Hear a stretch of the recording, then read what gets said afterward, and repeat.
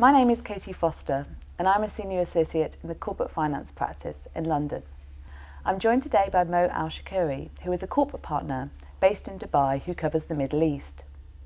We've recently spoken about the trends in public M&A activity in the Middle East and some of the obstacles which are impacting that level of activity.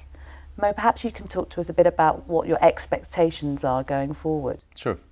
I suppose firstly worth reiterating that historically there have been low levels of public M&A activity in the Middle East for reasons of the legal environment, culture, foreign ownership restrictions and other matters which we discussed previously.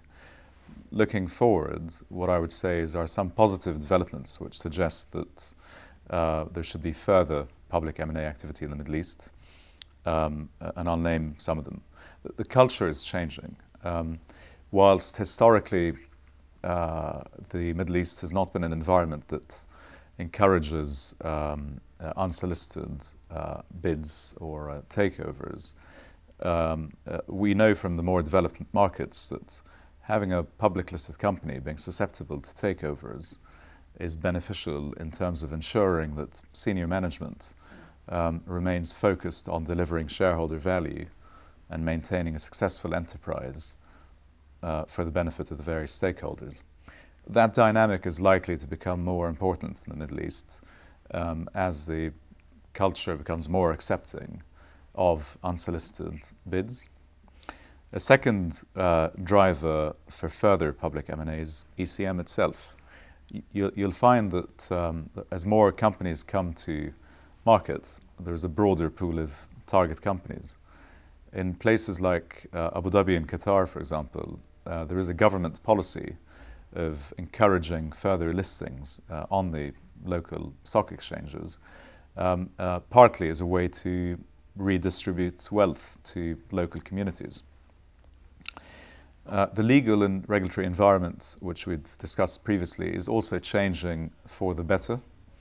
There are a number of takeover regimes on the horizon across the Middle East region, which will help eradicate some of the uncertainties and the absence of quite important takeover techniques and procedures. Caveat on that, these regimes or takeover codes have been on the horizon and have been promised for some time now, but as and when they are implemented, they should certainly facilitate further public M&A activity. Another important driver, in my view, is the Aldar Suruh merger in Abu Dhabi, which the firm advised on. This was the combination of the two leading real estate companies in Abu Dhabi, both publicly listed on the stock exchange there, with combined assets of $12 billion, very high profile transaction, which was conducted through a novel statutory merger route, which had previously not been tried and tested.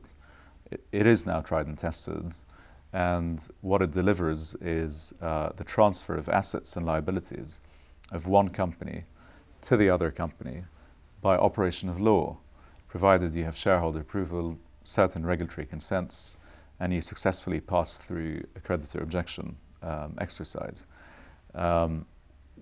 Why that is important is because, given the absence of the squeeze-out regime and a disapplication for preemption rights, it becomes even more important to find another structuring method for public M&A in the UAE that delivers a bit more certainty in terms of the outcome.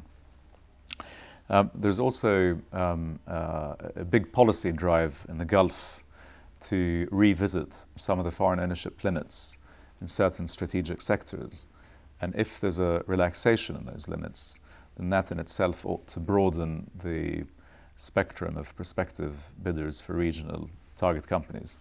So what I would say in conclusion is that whilst we should not be expecting the floodgates to open to public M&A in the Middle East overnight, there are certainly positive developments which suggest, as the region's economies mature and the legal systems develop, that public M&A will become a more readily available tool to enable both trade buyers wishing to grow inorganically through acquiring complementary publicly traded businesses, but also investors such as private equity firms looking to take private an ailing business, turn it around and refloat it in the medium term.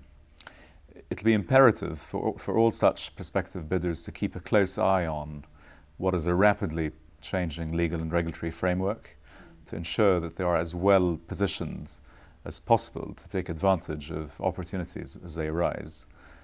We as a firm have been at the forefront of legal developments and public M&A in the region, and we look forward to continuing to help clients deliver their objectives through public activity in the Middle East. Thank you very much, Mo.